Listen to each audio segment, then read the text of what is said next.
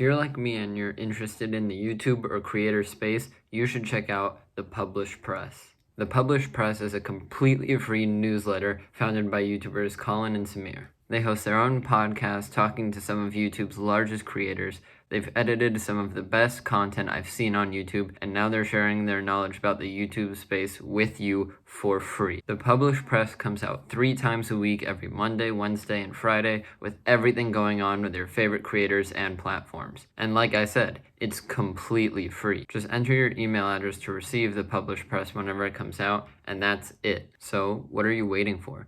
Click the link in the description below, sign up to the Published Press, and get all the info you need on the industry. My guest today makes music intended for fish only. He's a member of Black Tongue Crew, and you may know him from his song Dance of Eternity with Jupiterkami. Please welcome CAIN to the podcast. How are you doing today? I'm all right, man. How about you? I'm good. I'm good. We got talking a bit before this, talking about how you know Jupiter and stuff like that, which I want to get into all that, get into your music as well, which is awesome when I checked it out. But the first thing I want to get into, which I mentioned in the intro, your Spotify bio says music intended for fish only. Can you explain that a bit or where that came from? Okay, so there's an adult show or adult swim show called Metalocalypse. Have you heard of it? I've heard of it. I haven't watched any of it or anything like that. So there's a scene where this metal band puts out an album and it's like all the lyrics are about like going into the water and dying in there. And people start suing them because they started actually following the lyrics rules. And then the manager of the band points out that on the side of the CD it says intended for fish only, and then he's like, I rest my case. It's That's like, awesome. yeah. Yeah, that's awesome. And your music, like I told you a bit this off camera, it reminds me a bunch of like X's music, stuff like that, like really hard, really bass heavy. But like, what sort of got you into this kind of music? Was it listening to X or any other artists, or what made you find a passion for this kind of music? So when I was in 5th grade, I met this kid named Silas, and we just clicked really easily because we kind of dressed the same. I liked his earrings and he liked my hair, so we were best friends because we were the outcasts of the class. So, and he showed me this song called Young Brats, and I showed him this song called Money by Pink Floyd, and we both kind of just traded music tastes right then and there, and it was Yeah. pretty fun. And so I've been on X since, what was that, like 2016, 2017, so almost 10 years. That's crazy. What a vibe switch from Money by Pink Floyd to like the kind of music you're making now. Yeah. Both great styles of music, but obviously very different and stuff like that. And you were telling me like, some artists who have like changed their name over the time. Where did you come up with the name Kane? Or was that your original name, or have you changed it since? And what's the meaning behind it? Okay, so also apologies, I have Tourette's, so I might just like tick every once in a while. No, no But problem. so originally my name was G Money because that's what my parents used to call me, because my middle name is Gabriel, so they'd just be like, what's up, G, or G Money, and I'm like, yo, that's corny as shit, I want to use that. um and then I was like, this is too corny. So I came up with the name Kane because there used to be this computer game called Command and Conquer Renegade. I don't know if you've heard of it, but it's pretty fun. No, I haven't. And there was this enemy called Kane, and he was like the big bad guy's right hand man. And the full title is Kane the Rock King. And I got that because I fought this dude so many times that I thought I was rotting in my chair, and it's just a hard title in my opinion, so I just stuck with it. Yeah, yeah. So that's your full like Instagram username, Kane the Rock King, but music you just go by Kane in all caps. And with like, well, first of all, it sounds like you have awesome parents calling you just G Money around the house. Um, in like a lot of your song titles, maybe this is also another video game reference or something like that, but a lot of the times when you have of, you're spelling it OV. Is there a meaning behind that or anything, or is it just like a stylistic choice? Okay, so I actually got that from a band called Black Tongue, which is not related or affiliated with the group I'm in, by the way. Yeah. It's a like a metal band, and every time they use the word of, they spell it ov, and it's just a throwback to like my metal roots because I've been playing drums for 12 years now, and I just really like metal music too. Awesome. Awesome. Yeah. Would you ever make like a Pain metal album, or do you think you would keep that as like a separate project if you went into that? I would definitely do that when I get the tools, Yeah. Yeah. because right now And so, I just got, hold on, let me grab it. All I got is this, so yeah. Yeah. No, and I'm my like, laptop. yeah, and that's all you really need to get started. I mean, I've started producing a bit too, and I have similarly, I have a MIDI keyboard right here, a beat pad on the floor there, and then my MacBook laptop. So it's really like at a base level, that's really all you need to get started. Yeah, And that's all everything you need. else you can just like download from the internet and stuff like that. Um, and so with your music, like you mentioned being a drummer, would you ever or have you ever done like live drums and produced from there, or is it mostly like producing drums for your songs?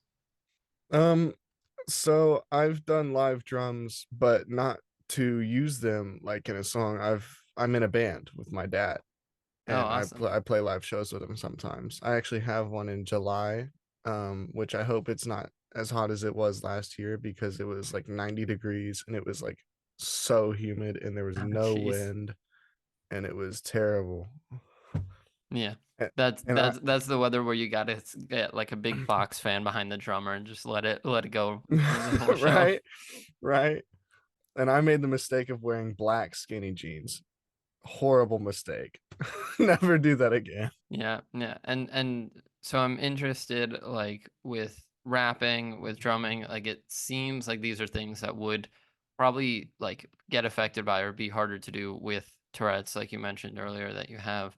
Has it ever interfered like that, or is it mostly like at a level where it's manageable? Okay, so it doesn't really affect my drumming that much, although sometimes when I used to take drum lessons, I would just like hit a note out of nowhere while my teacher was talking and he'd just look at me funny. But he knew, so he'd troll me and be like, "Why would you Yeah. do that?" I'd be like, "Bro, you know." Um, but with recording, sometimes it pisses me off because I'll be having the best take I've ever had in my life, and then I'll just like cough because that's one of my takes, and I'll be like, "Oh my God." It makes me Yeah. so upset sometimes. Yeah, no, I'm sure. But it's awesome. Like I think whenever I hear of like an artist or any kind of public figure with Tourette's and stuff like that, it's really impressive because like to a degree it's probably like some amount of suppression if they can do it, and like to the point where like I mean Billie Eilish is probably like the number one, but like artists I've heard of that people are like, yeah, they have Tourette's, and I like beforehand had never heard of it or never even realized because it's not kept under wraps, but it's so not obvious, or like they do a good enough job of managing it, which I'm sure you get used to after having it for some time. Yeah, I actually didn't even know that Billie Eilish had Tourette's at all Yeah, until you yeah, just mentioned it. exactly. Yeah. Um, but I guess for you, like you're obviously still pretty young and been releasing music for some time, but a couple years, and a lot of that, basically all of that has been in this whole big like social media TikTok era of music and stuff like that. How Mhm. much do you like use social media or try to use it to boost your artist profile in your career? Not much because I'm not very good at editing videos and I don't like putting Yeah. out just screen recordings of my songs because that feels like weird. Yeah. So I actually I think I did that one time with Dance of Eternity and it was just a loop of the video that will play on Spotify when you put it on, and it was like 60 seconds of the song, and that video got about 2 likes. So, that's Yeah, that's yeah, no, fire. it's for TikTok. I mean, a while ago I was doing like yeah, editing clips of this podcast and stuff like that, and it's just so tedious and time consuming to make like short form content and stuff like that, especially Yes. when you start off with like, an entire podcast of content. And so I sort of got burnt out from that for a while and stopped doing it. And then it had been like months and months of literally like no posting on my TikTok. And I was like, well, I feel like, and I'm not like obsessing over the algorithm or anything. And so I was like, I feel like I should at least get something up there. And so like for now, I have a YouTube channel where I just do like random gaming stuff or mostly vinyl unboxings. And I'm literally just taking those videos without editing them and just putting them up on TikTok. And I'm like, there, I have something up. It may not get many views, whatever. But it's there. It's something. It's just another way to get it out because I always feel like something is better than nothing. 100%, I agree with that. Hey, it's Heroek, and this episode is sponsored by me. Well, kind of. If you don't know, I recently started a clothing line called Quest Clothing, which you can shop right now. I'll leave some pictures here on the screen, but we got the core collection, which is just this sleek black and white design on a bunch of products, and then we also have some more like merch style stuff with cover arts for my songs and things like that. I've been wanting to do this for a long time, and I'm really excited that I now have it, and so expect a lot more collections, a lot more designs coming out soon. I'll leave a link to it down below, and if you want to stay up to date with any new releases or anything like that, follow at Shop Quest Clothing on Instagram. So go get cool designs like this, or even this, and you'll be helping me support all of this, the podcast, the music, everything. Plus, it just looks cool. We even got this nice big letter design on the back. Look at that. Look how cool that looks. So head to the link in the description to get yourself some Quest clothing, and make sure to follow at Shop Quest Clothing on Instagram for updates with new collections and stuff like that. And now, back to the episode. When you're working on a new song, I mean, you and Jupiter and like from what I could see, all the like rappers in your circle, you have insane like work ethic and efficiency and like getting music out there. When you're coming up with a song, what does that look like, or how do you make these songs where you can, release them so quickly? So I produce a lot of my own stuff, and I actually like the process of producing more than I do writing vocals because that's tedious as hell. Yeah. And I'm not a great like lyricist, so a lot of the times my lyrics become like dull after a while. But if did you hear my song "Show It Off"? No, I did not hear that one. Okay, so that one I just kind of had fun, and I that comes out this Friday. Um, but that one I had fun, and there was a lyric where I just said, "I'm fly like a chicken," and then like my ad lib said, "What?" because they don't fly, and I thought it was Yeah. really funny. No, that's awesome. Show it off. I'm fly like a chicken. What? But the process of making a song, I still use BandLab. I have FL Studio, but I don't have an audio driver, so it's always really delayed, and I can't work with that. Um, so I still use BandLab, and it takes typically about 2 hours, no breaks. I mean, like I tend to take breaks, but like if I really just Yeah, sat yeah. there, it would take about 2 hours Total to time make a whole. of sitting there 2 hours. Yeah, and mixing is about 30 minutes of that, recording is about 30 minutes of that, and the other hour is writing and making sure it's all perfectly timed and whatnot. So Yeah, awesome. And yeah, no, I feel like being able to do a bit of everything is such a huge help. I mean, like I started off producing and learned pretty quickly that I can't really sing or rap or anything and don't have the vocals. And so it's been a lot of like working with people, and like a lot of the times I'm just in my head being like, dude, if I could just like put something on there myself, this would go so much faster. And so I really respect that you have the ability to do that, and that you do that. Well, not working, playing with your dad in a band, like you mentioned earlier. What is that sort of time like, that relationship like, and how often are you going out and playing shows like the one you mentioned? so we tend to do 3 shows like a year, and I'm still Hmm. fairly new to this band. So it's like 3 shows in the summer, and then we just like take a couple month break, and then we do like one practice session on Saturdays every week, unless something comes up, and we go to the guitarist's house and we just mess around. Actually, last time I went there, I accidentally punched a hole through his kick drum head, and I felt bad. So we covered it in cardboard and Gorilla Tape, and it sounds terrible, but it works for now. Yeah, better than a But hole. yeah, so that's fun stuff. The shows are fun. I don't mind playing in front of people because I try to remember that typically out of a crowd of like 1,000 to 2,000 people, I am the better drummer. Yeah. So I'm like, even if I mess up, either no one's gonna notice or it doesn't matter. Like no one Yeah. cares. Yeah, and I feel like that is a big thing that like most of the time people won't notice. Like I have a bunch of musical friends, people who are great pianists, great drummers, things like that, and I'll watch them play and like afterwards I'll talk to them and they're like, "Dude, that was awful. I made like a mistake here, here, here." And I was like, "Honestly, I did not notice." Like you could have told me that there were no mistakes and I would have believed you and stuff like that. And so I think it is like that whole mentality of just like getting through it, keep going and not like, because if you make a mistake and like freak out and stop, everyone's gonna know it was a mistake. But if you just keep going, like it's gonna be so hard to notice for most people. My biggest fear is dropping a stick live because I don't carry like extras, so I would have to like get up and grab Oh it. my God. Yeah. Yeah. Um, No, it is like it's it's like something where it's not fully a mistake or anything like that, but like it obviously stops you from playing and like you need to be able to have those sticks. So yeah. with your music, I mean, I told you it reminded me so much of X. Do you have any particular like artist or band inspirations that you're taking in your music, or is it mostly original?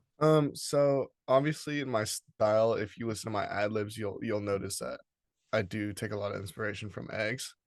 But my actual rapping style, I take a lot of inspiration from Ski Mask and JID. Awesome.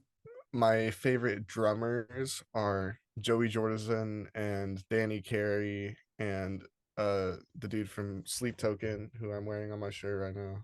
Awesome. But Mm. yeah, I love music. You know what I mean? Yeah, yeah, totally. Yeah, no, one of my friends is more into metal. I'm not very into metal, but they are, and they've been like trying to get me into it.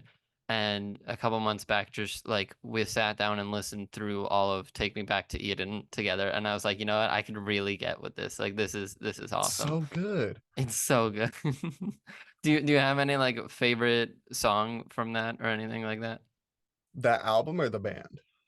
Either one. I mean, we can do both, but it is like Probably Euclid, which is the last song off of Take Me Back to Eden. But if I had to pick a favorite, it's a three-way tie between Fall for Me, Hypnosis, and Sugar.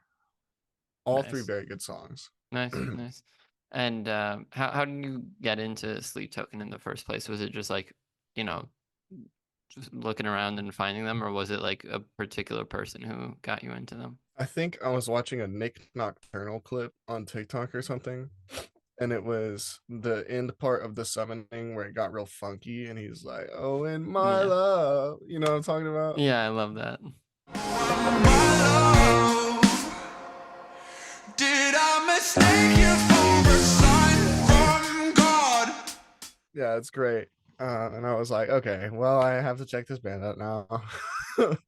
Of course, of course. No, it's they do a lot and stuff where like even if you're not into metal like I was, like I feel like they're a good like starter metal band. At least for me Yeah. they were. Like I was not a big metal fan. I did not call myself a metal fan, but I listened to that and like I was like, you know what? I actually like this. Like I feel like this could be something I get into. Are you a music artist trying to find a way to get your music on as many streaming platforms as possible? Then check out DistroKid. DistroKid is a super user-friendly and super easy-to-use service that will make your music available in stores like Spotify, Apple Music, iTunes, Amazon Music, YouTube, Snapchat, everything. Everything you could imagine, it's available. People will even be able to add your songs into their Instagram stories. DistroKid helps you with the distribution, monetization, and promotion of all of your music. Use the link in the description of this video for 7% off any DistroKid package you want. Pick from musician packages designed to help artists get their own music out there, or even get a label package where you can manage up to 100 artists from one profile. So that's more for like managers, labels, and you can also get the musician package that I mentioned earlier, which is more for artists, producers, things like that. And super easy, and you can get 7% off any package right now with the link in the description of this video. So once again, if you're looking for a way to get your music on as many streaming platforms as possible, I'm talking any platform you can think of, get DistroKid and get 7% off right now with the link in the description.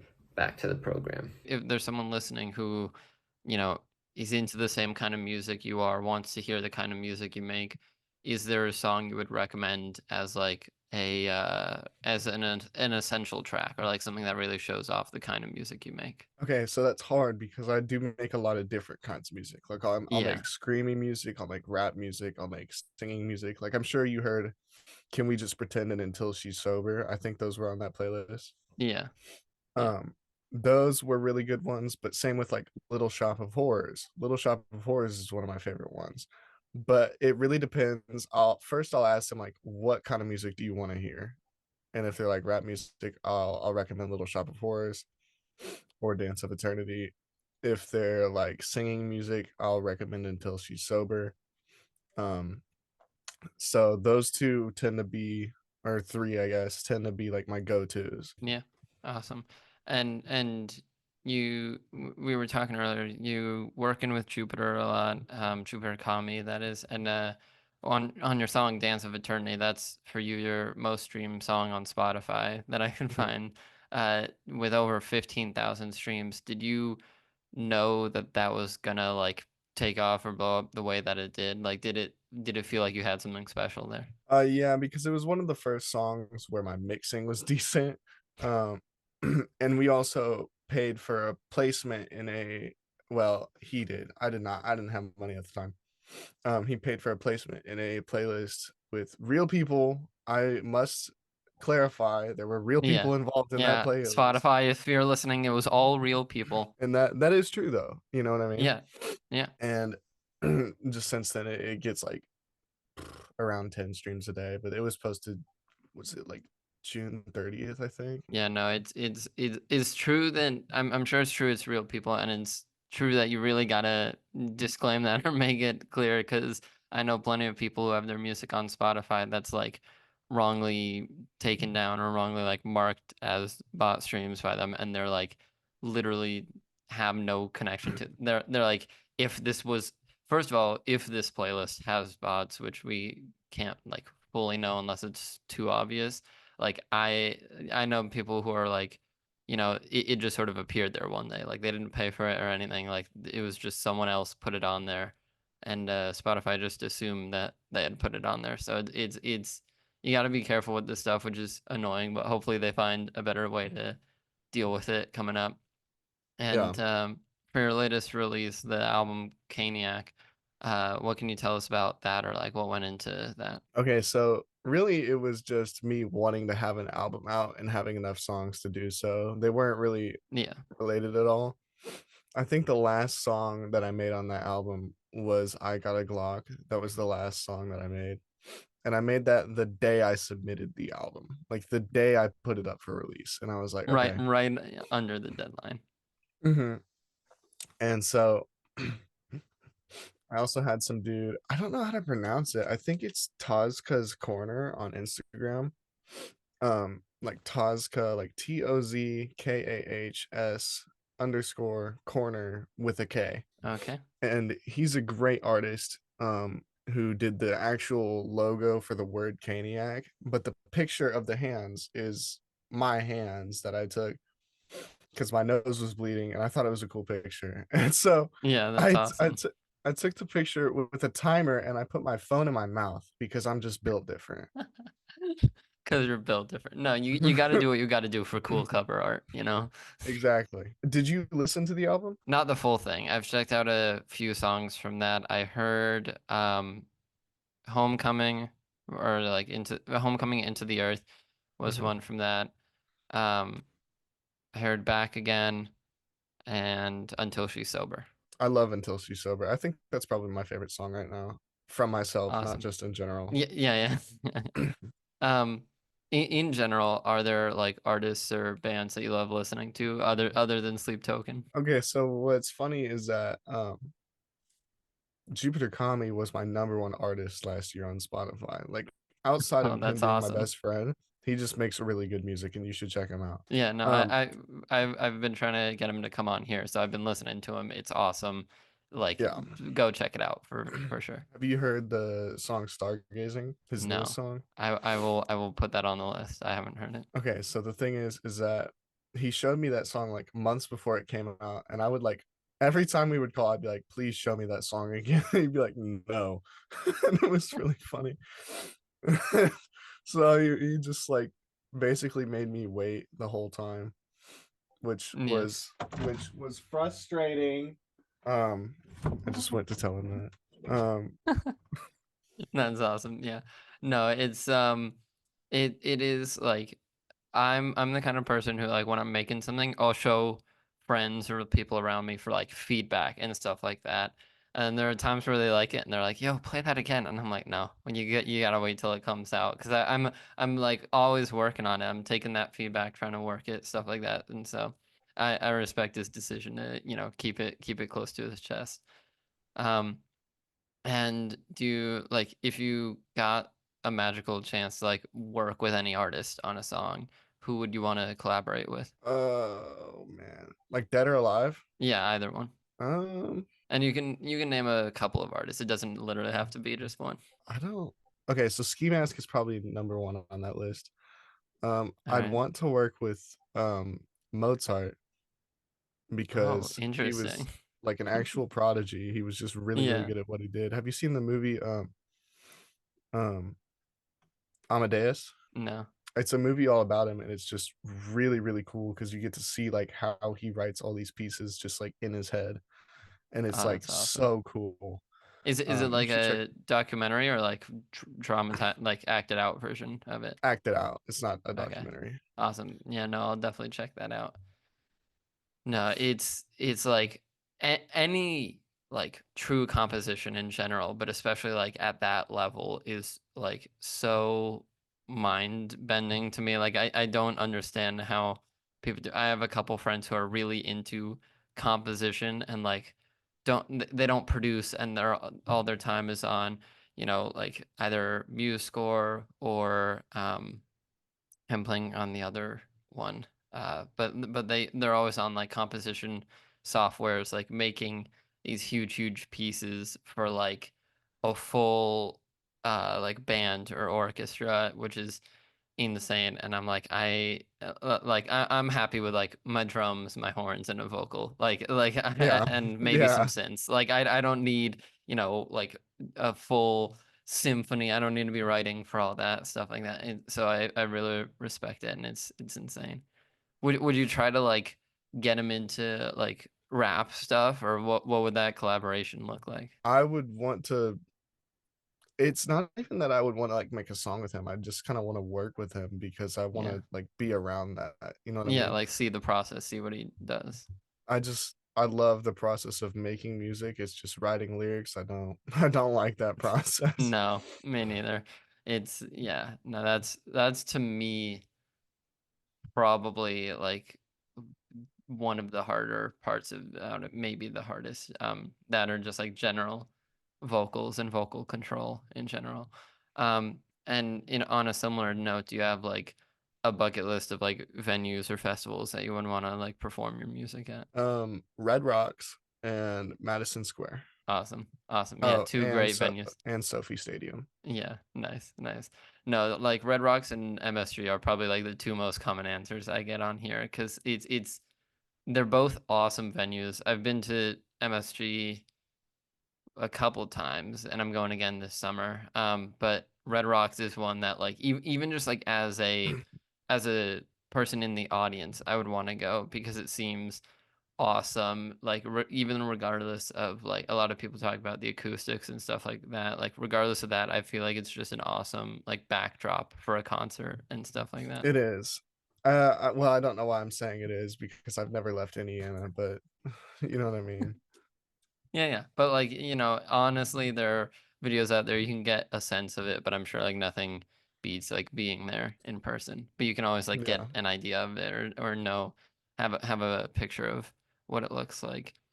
And so in terms of your music, what is your goal with this? Are you trying to just like go as far as you can, get as big as you can, or do you have any like particular goals in mind with music? Okay, so I've talked to Kami about this, and my goal is, and it's a crazy goal, but it's to be like the number one music maker. Not like someone who puts out the most music, but like when someone thinks of someone who's just really good at music, like they don't think of David Bowie, they don't think of Michael Jackson, they think of me. Like That's they think of awesome. me. And or either that or just be like inspire people, save lives, inspire people. Yeah.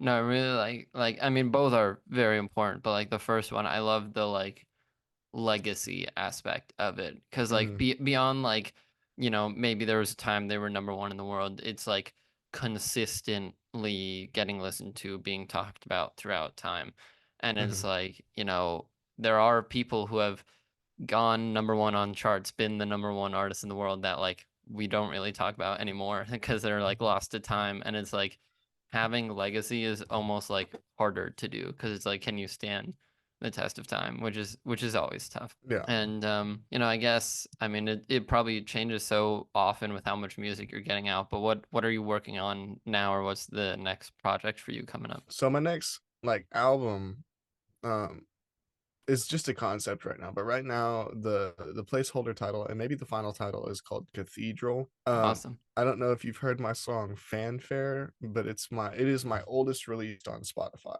Okay, I haven't It heard it. That's fair. But I'm making a second one and it's 7.5 minutes long. It's self-produced. Do you know the song Mars by Gustav Holst? No. It's a classical piece. It's over 100 years old, and it's like one of the most evil sounding songs you'll ever hear. But basically, I heard that and I was like, okay, so this is over 100 years old, which means legally I can sample it because it's common grounds now. Yep. So I took the melody and I put it into this crazy, like evil trap beat. Oh, it's awesome. And I gave it this like minute long build up and this like counter melody. And it was like there was a marching snare involved and it was like super cool stuff. So there's that. There's another song that's just called Three, um, because the hook involves me saying three a lot. There's a song called Breathe. It samples a song. It's a beat I made that samples a song called Breathe by The Prodigy. Nice.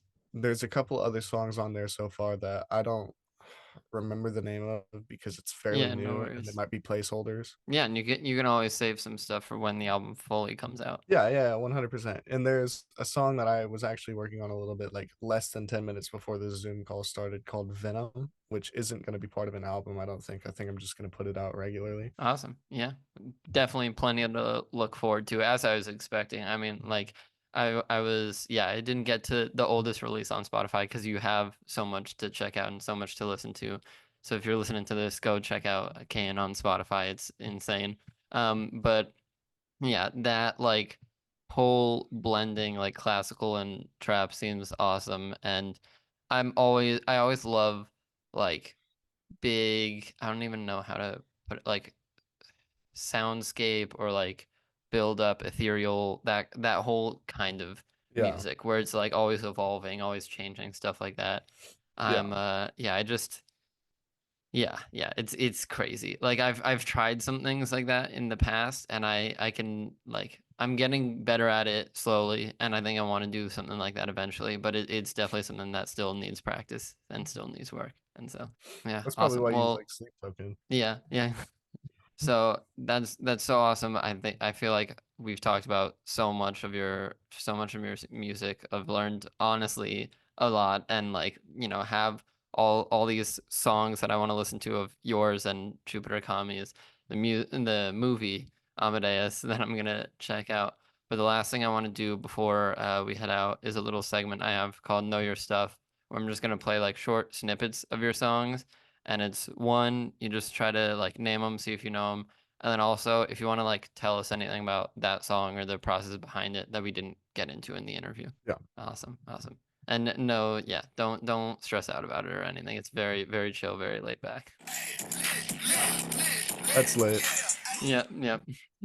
So that one I sampled do you know the game Undertale? Yes. Do you Yeah. know the attack sound when you attack someone? Yeah, and I is that what it, there was something in there that like sounded so familiar and I couldn't like put my finger on what it was.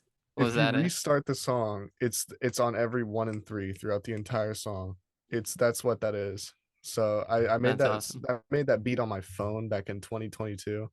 Fun fact, there's another song out there with me on it that uses the same beat by an artist named Favor called True Genocide. Oh, awesome.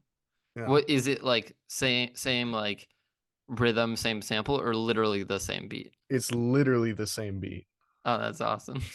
Yeah. So the next one I have here. That's Bonjour.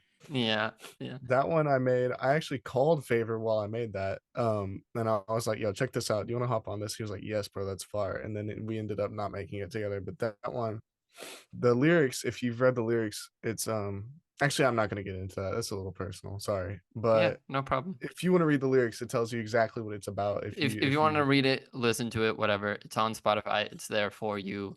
Go check it out, or even have your own, you know, have it mean something to you personally. Yeah. I love making songs that are up to interpretation and whatnot.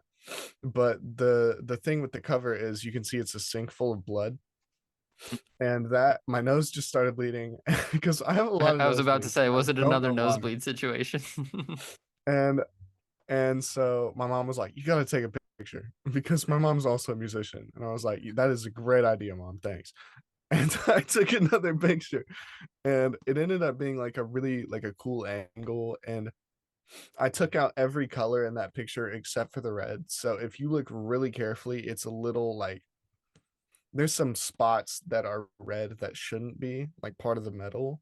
But that's why Yeah. it looks so gritty, is because every color except the red is gone. That's awesome. And it gives like it's that easy to turn like a random picture of, you know, whatever into cover art that matches a song so perfectly or means something. So it's awesome. And Yeah. yeah, the last one that I have for you here is That's Homecoming. yeah, yeah. I had to put it I in love there. I listened to it and it was so good. I love that song. There isn't really much to say about that one. All I just heard that beat and I was like, this is really different from what I've ever done. So I'm gonna just see what I can do. And there's an artist named A14, and I have a vocal preset that's very similar to his, and that's the one that you were hearing. And I was like, I wonder how distorted I could make this, but still make it sound right. So I mixed it like that, and it was just fun stuff. But the chorus is clean, there's no distortion on the chorus, but there's a little bit crush effect after every line or so in the chorus, and it's just I love that song. It's fun to Yeah. listen to. It was fun to make. I feel like distortion is always something that you're like you tweak to get it right because Yeah. and it sounds good in the right scenario and especially that like style of music. I remember I was watching a documentary about X and they were talking about like, you know, obviously at the peak of his career, he had the resources, the money to be able to like get like the cleanest quality recording of his vocals if he wanted it, but they were like actively working to like get this gritty, like look at me kind of like sound and vibe. Yeah. But yeah, thank you so much for coming on. Those are all the questions I had for you No today. problem. It's been awesome. It's been so much fun, and I'm definitely gonna go back and check out a bunch of your music that I didn't get to. So, Thank you so much. yeah. And if there's anything else you want to shout out or promote, feel free to do it now to the people listening. Yeah, everyone go check out my friend Jupiterkami. He's a notably bigger artist than me. Subjectively better. Just stuff like that. But You yeah, gotta whisper that so he doesn't hear he it. probably heard it. But yeah, Awesome. thank you for having me on here. Yeah. Awesome. And yeah, looking forward to anything you put out, anything Jupiter puts out. Like it's all great. It's all on Spotify now. So if you're listening to this, go check them out. And can't wait to see Cathedral or whatever else you have coming up. Thank you.